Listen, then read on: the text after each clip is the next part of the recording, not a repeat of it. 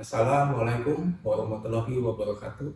Shalom, Om Swastiastu, Namo Buddhaya, Salam Kebajikan. Tabe salamat limun nalatai, salam sujud karende melempang, adil katalino, becolamin kasaruga, basengat kajubata. Harus perkenalkan, saya Stephen Karolis Angga, salah satu tenaga pengajar di Prodi Kimia Fakultas MIPA, Universitas Palangkaraya.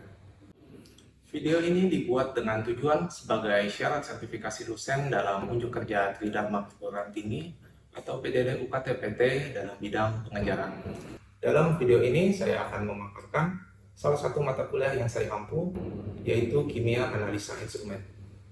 Mata kuliah ini merupakan mata kuliah wajib dari Prodi Kimia FMIPA UPR sebesar 4 SKS, di mana meliputi 3 SKS teoretik dan 1 SKS praktikum yang membahas berbagai alat atau instrumen yang digunakan dalam bidang kimia.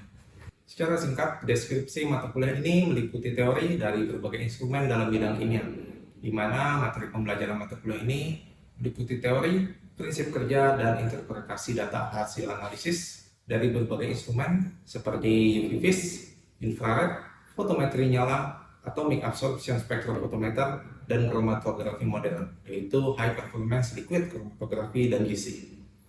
Kemampuan yang diharapkan tercapai, yaitu CPL Prodi Kimia, adalah menunjukkan sikap bertanggung jawab atas pekerjaan di bidang keahliannya secara mandiri, menguasai konsep teoritis, prinsip, metode, dan teknik identifikasi, karakterisasi, isolasi atau pemisahan, dan analisis keaktifan molekul, menguasai konsep umum, prinsip, metode, teknik, dan pengetahuan operasional lengkap tentang fungsi, cara mengoperasikan instrumen kimia yang umum, menguasai konsep dan metode analisis data dan informasi yang dihasilkan dari percobaan atau eksperimen kimia. Dilanjutkan dengan kemampuan umumnya, mampu menunjukkan kinerja mandiri, bermutu, dan terukur, lalu mengambil keputusan secara tepat dalam konteks penyelesaian masalah di bidang keahliannya, berdasarkan hasil analisis informasi dan data. Dan yang terakhir yaitu kemampuan khusus, mampu melakukan pekerjaan laboratorium yang bersifat general dan spesifik, serta teknik sintesis dan pengukuran. Sementara itu, capaian pembelajaran mata kuliah kimia analisa instrumen adalah sebagai berikut. Yang pertama, mampu mengkarakteristikkan ruang lingkup kimia analisis instrumen dan aturan dalam pembelajaran.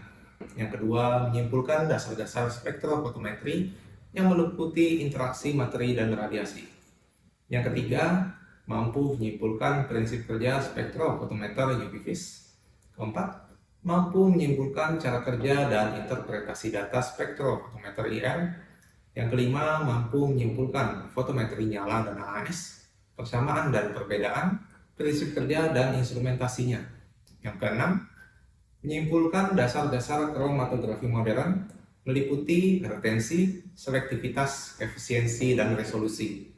Dan yang terakhir adalah menyimpulkan dasar-dasar high performance liquid chromatography dan gas chromatography. Metode pembelajaran yang dilakukan dalam mata kuliah ini dilakukan dengan tatap muka atau luring yang dijalankan dengan DIA, Delivery, Interaction, and Assessment, di mana pada pembelajaran yang dilakukan terdapat ceramah, diskusi, tugas kelompok, dan project based learning yang mengutamakan keaktifan dari tiap mahasiswa. Terdapat 16 pertemuan yang dilakukan pada mata kuliah ini. Pertemuan pertama hingga ke-7 dilakukan dengan proses perkuliahan, dilanjutkan dengan UTS pada minggu yang ke-8. Pada minggu ke-9 hingga ke-15 dilanjutkan dengan perkuliahan kembali, dan diakhiri dengan UAS pada minggu yang ke-16. Selain itu, selama selang pertemuan tersebut terdapat praktikum di laboratorium yang dilakukan oleh mahasiswa. Lalu untuk sistem penilaian mata kuliah terdiri dari komponen aktivitas partisipatif sebesar 5%, hasil proyek sebesar 45%, UTS dan UAS masing-masing 25%, sehingga totalnya menjadi 100%. Demikian penjelasan singkat tentang mata kuliah kimia analisa instrumen yang saya ambil. Selanjutnya saya akan menampilkan cuplikan bagaimana proses pengajaran di kelas, yaitu tentang materi High Performance Liquid Chromatography atau HPLC. Selamat menyaksikan.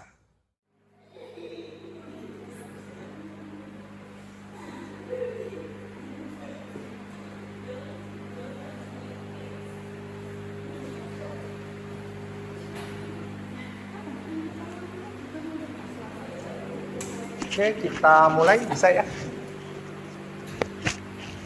Oke, selamat datang di mata kuliah kimia analisa instrumen kembali. Hari ini kita lanjutkan mata kuliah pelajaran sebelumnya. Udah stop kan ya? Oke.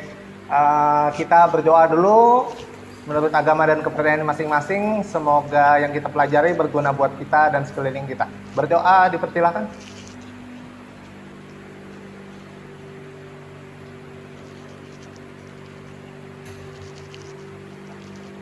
Berdoa selesai. Kita lanjutkan materi kita sebelumnya. Per hari ini kita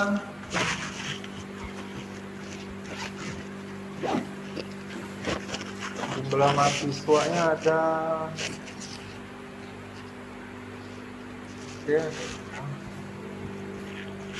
per hari ini kita belajar tentang buka RTS sebentar. RTS mana?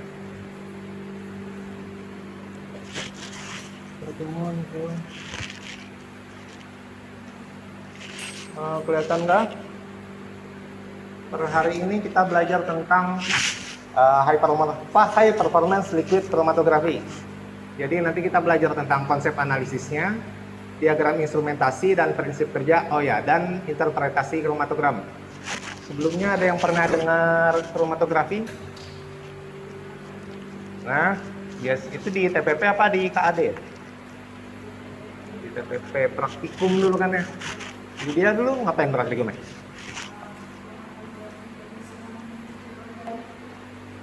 Ingat nggak di labnya ngapain gitu?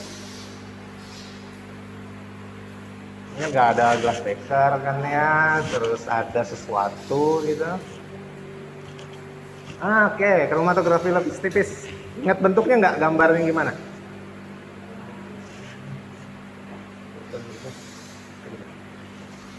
Jadi kita punya glass beaker ya, ada KLT, terus ada glass beaker. Sorry ya, gambarnya harap maklum lah. Oke, ingat nggak? Ini ada KLT, ada glass beaker, ada apa lagi?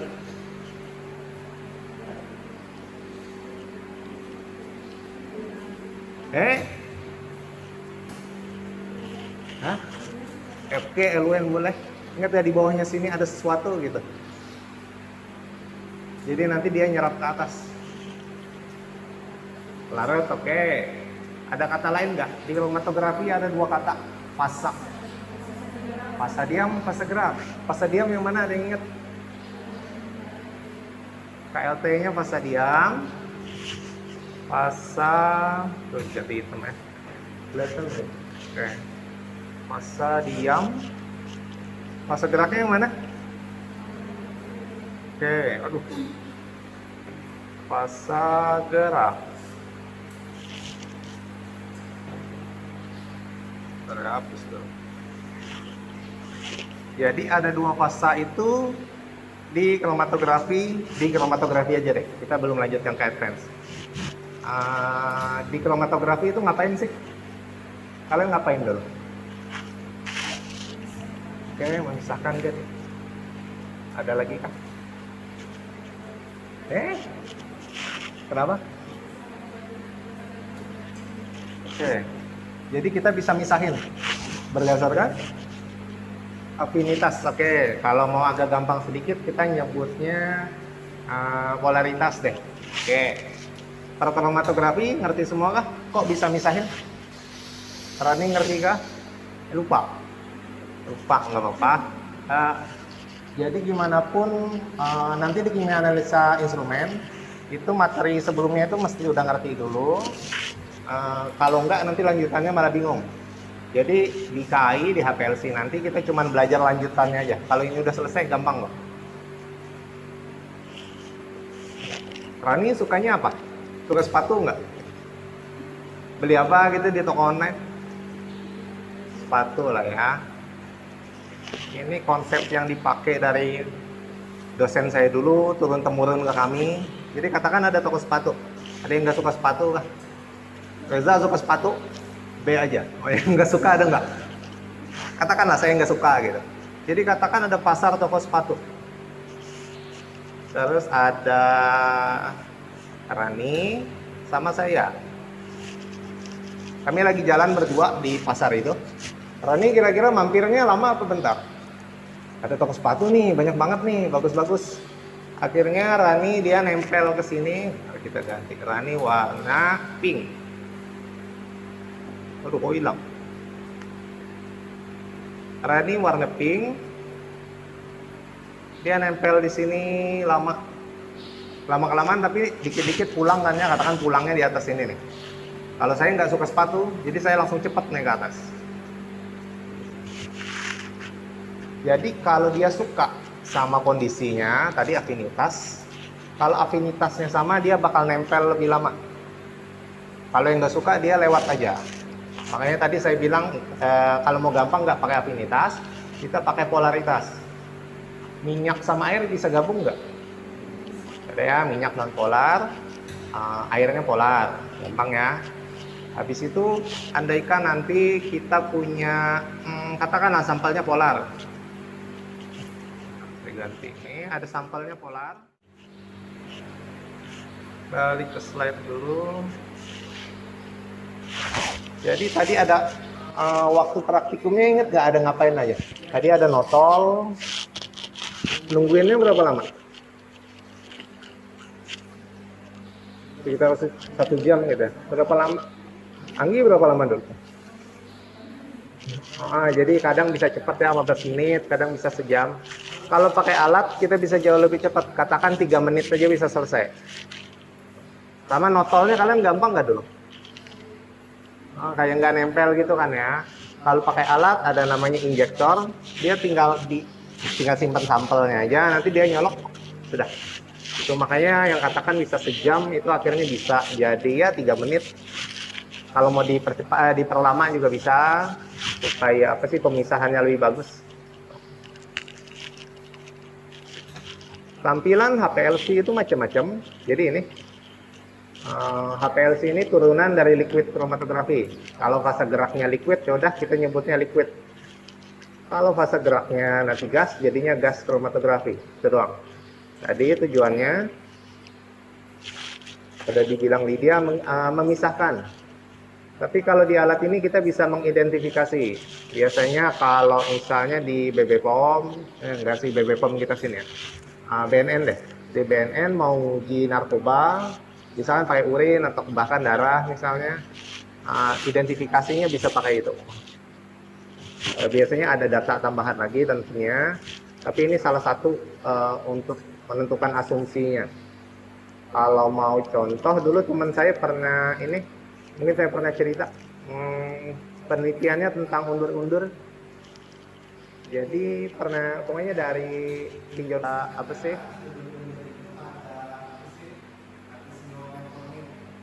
itu buat obat diabetes. Akhirnya ada undur-undurnya dia ekstrak nih. Dia cari tahu undur-undur nggak sih? Tahu. Yang diputar-putar gitu, ada pasir gitu. Nah, itu kerjaannya gitu deh. Ambil nyari itu, saya lupa dulu, kan capek banget nyarinya, akhirnya sampai dia beli. Undur-undurnya dikeringin, diekstrak, habis itu diuji sama HPLC. Jadi dia identifikasi ada senyawa apa enggaknya pakai ini. Nah, nanti untuk kromatogramnya, untuk hasilnya kita lihat di belakang. Jadi keunggulannya ini resolusinya tinggi, tadi analisisnya cepat sama presisinya tinggi. Tampilan HPLC itu macam-macam, tapi komponen utamanya cuman ini. Tadi ada fase gerak kan ya, fase geraknya solvent. Ada fase diamnya kolom. Cuman itu aja. Sekarang ada pompa. Pompa gunanya buat apa? Kira-kira.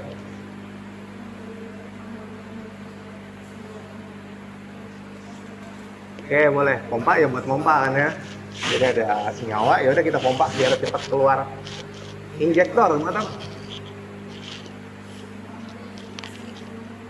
Oke, injektor dari kata injeksi, ya udah buat injeksi. Jadi kita nggak notol manual nanti alatnya, supaya lebih gampang. Kalau KLT tadi kan susah kan ya, kadang nggak nempel. Kalau alat ini langsung.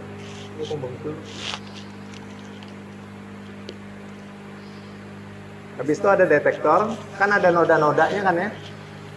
Nodanya kita ngelihatnya pakai mata kan. Kalau kelihatan boleh, bisa kita deteksi. Tapi kalau nggak kelihatan itu nggak, oh kira-kira senyawanya nggak ada. Tapi kalau pakai detektor ini macam-macam, ada DAD, ada UV-Vis misalnya. Kalau yang UV kan kita nggak bisa lihat. Nah, untuk senyawa yang di rentang UV nanti bisa dibantu dia ngeliatin, oh ada senyawa nih di sini. Tuh.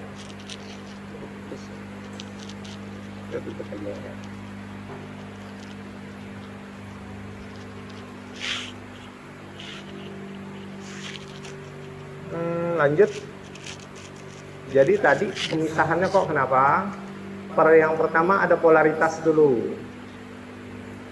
Jadi tadi contohnya kita punya senyawa. Senyawanya misalnya ini warna apa kelihatannya situ? Kalau di laptop saya oranye. Warnanya nanti dikit-dikit dia kepisah. Jadi startnya kan di sini ya. Habis itu finishnya di sini. Jadi tadi bayangin saya sama Rani lagi di area toko sepatu. Rani nanti dia masih kepengen di sini. Kalau saya enggak lah, saya pengen cepet-cepet pulang, akhirnya keluar duluan. Terus disusul sama Rani. Cuman itu aja. Kenapa bisa kepisah ya? Gara-gara dia suka toko sepatu. Kalau saya enggak. Jadi pemisahannya yang paling gampang ada 3 ini. Polaritas tadi ya, misalnya minyak sama air. Habis itu ada ukuran molekul. Ukuran molekul tuh kayak filter aja. Jadi tahu kan ya, apa sih penyaringan? Yang kecil nanti lewat duluan molekulnya, yang gede ketahan. Habis itu nanti ada interaksi hidrofobik atau ionik. Kalau pernah dengar ion exchange misalnya, biasanya buat ini pengolahan air, jadi pakai itu. Jadi nanti ion-ionnya malah nempel ke ininya, ke kolomnya, ke fasa diamnya. Lanjut, ini komponen utama dari kromatografi. Tadi ada 2 dulu, ada solvent, fasa geraknya. Yang kedua ada fasa diam, kolom. Cuman itu aja kalau konsep kromatografi. Terus berhubung high performance, performanya tinggi, memudahkan kita, dikasihlah pompa, dikasihlah injektor. Habis itu ada deteksi juga. Tadi kenapa pakai detektor? Mata kita nggak bisa ngelihat semua senyawa. Kira dikasih ini detektor. Ini kira-kira apa nih yang atas? Komputer, ya udah komputernya buat biasanya tiap-tiap ini kita nyebutnya modul reservoir, modul pump. Nah itu disambungin jadi satu sistem. Tuh, akhirnya pakai komputer dan dia ngolah hasilnya gimana? Kayak komputer biasa lah ya.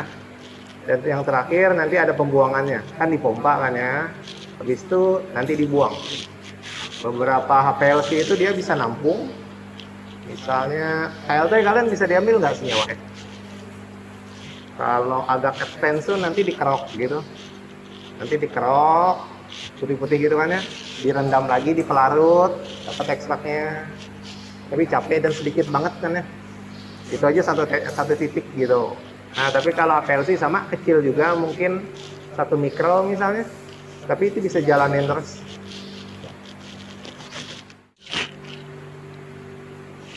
Ini interpretasi. Nah ini masuk kalau mau identifikasi. Tadi contohnya ini deh, saya pengen tahu di kopi misalnya ada kafeinnya. Apa sih? Kopi susu yang saya beli ini benar ada kafeinnya apa enggak nih? Atau cuman susu doang ternyata, akan sering gitu ya. Lebih banyak susunya pokoknya kopi susu gitu. Jadi kita tembak sampel kita, nanti muncul sekian puncak. Habis itu kita mesti punya standar kafein, nyawanya mesti ada. Kita tembak lagi sampel kedua. Kalau ternyata nanti waktu retensinya sama, oh berarti benar nih, senyawa saya ada di waktu retensi itu. Gitu doang. Habis itu kalau mau lebih kompleks ya, katakan saya mau uji rumput ini mengandung isoflavon atau apa, isoflavon dan flavonon enggak? Ya udah, rumputnya diekstrak, diuji kayak gini. Yang pertamanya flavonon, yang keduanya isoflavon. Jadi kalau kalian mau uji senyawanya ada apa enggak, yaitu identifikasi, kita pakai sampel standar sama sampelnya kita. Nah ini contohnya ada senyawa linderen. Jadi pakai bahan alam misalnya, dia jalanin, jadi puncaknya banyak banget, nggak usah kaget. Tapi kalau penelitian kita mesti tahu tujuannya ngapain. Yang ini ya udah dicuekin aja nggak apa-apa. Tapi habis itu yang ini nih diliatin. Oh ada puncak nih di sini waktu retensi sekian. Saya tembakin standar saya muncul juga di situ. Mirip-mirip deh. Prediksi saya ini Lindgren. Biasanya tentu ada uji lanjut lagi, entah MS misalnya, entah kita pisahin. Repotnya kadang pasti waktu retensinya tuh bergeser. Soalnya kan senyawanya banyak banget. Kadang apa sih, katakan Rani tadi suka toko sepatu kan, suka sepatu ya. Ternyata bareng temen yang sama-sama suka sepatu juga, yang normalnya 2 jam mungkin jadi 4 jam.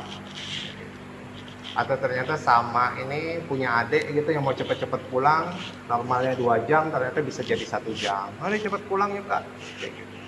Jadi terkadang ada senyawa lain tuh mempengaruhi juga. Makanya habis itu waktu retensinya berubah. Makanya kalau penelitian juga, walau udah pernah dilakukan, ekstraknya beda atau lokasinya berbeda, nanti hasilnya juga pasti beda. Misalnya kalian baca jurnal nih, dia sudah menguji apa sih kelapa sawit. Tapi kalian ambil dari PT mana, coba aja lagi pasti beda juga. Metodenya beda. So, makanya ada kebaharuan. Dan di metode itu kita nulis apa sih lokasinya di mana, waktunya kapan. Kadang ya waktu sama lokasi nanti memperbedaan. Oke, demikian perkuliahan kita hari ini.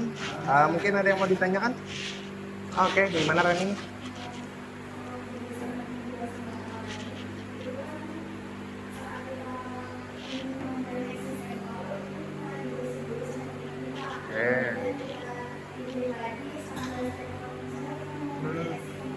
Oke.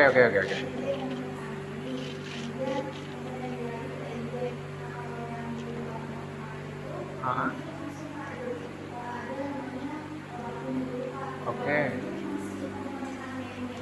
Ah, oke. Oke, spiking bagus. Betul.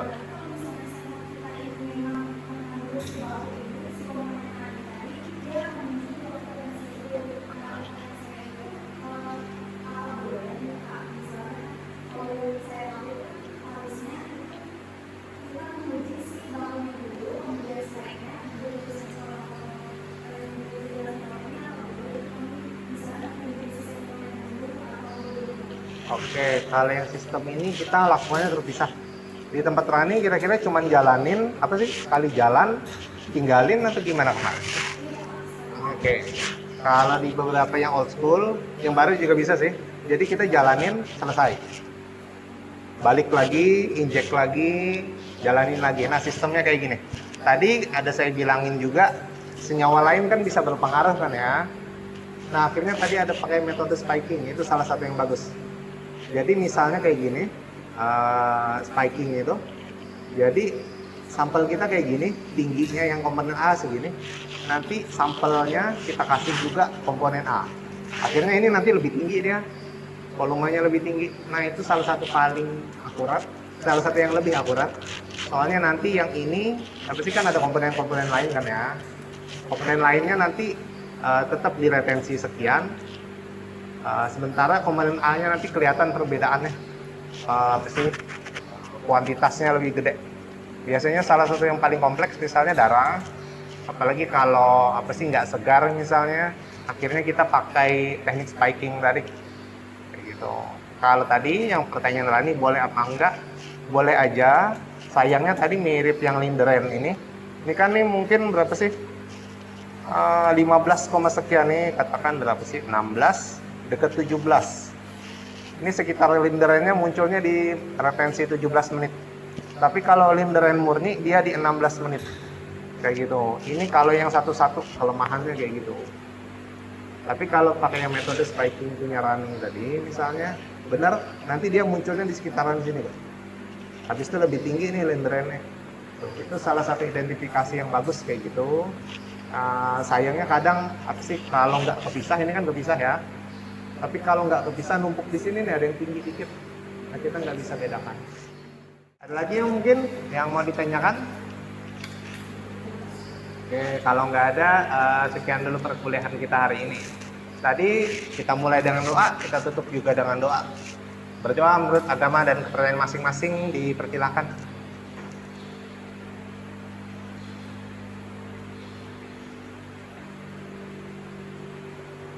Berdoa selesai. Oke, sekian kuliah hari ini. Selamat pagi, selamat lanjutkan aktivitas. Demikianlah proses pengajaran mata kuliah yang saya ampuh. Semoga dapat memberikan gambaran mengenai kinerja pengajaran yang saya lakukan, khususnya di mata kuliah Kimia Analisa Instrumen, Prodi Kimia FMIPA UPN. Saya menyadari pasti terdapat kekurangan ataupun hal-hal yang tidak berkenan. Oleh karena itu, saya mohon maaf yang sebesar-besarnya. Tidak lupa juga saya berterima kasih kepada seluruh tim penilai dan seluruh panitia yang telah membantu dalam sertifikasi dosen.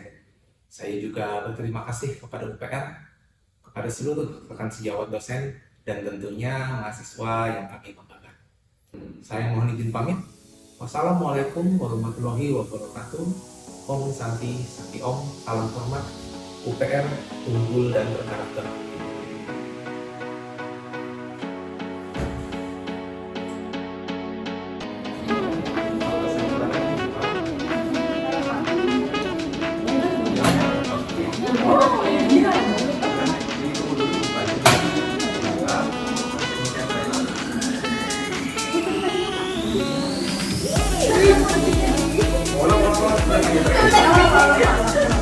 Thank you.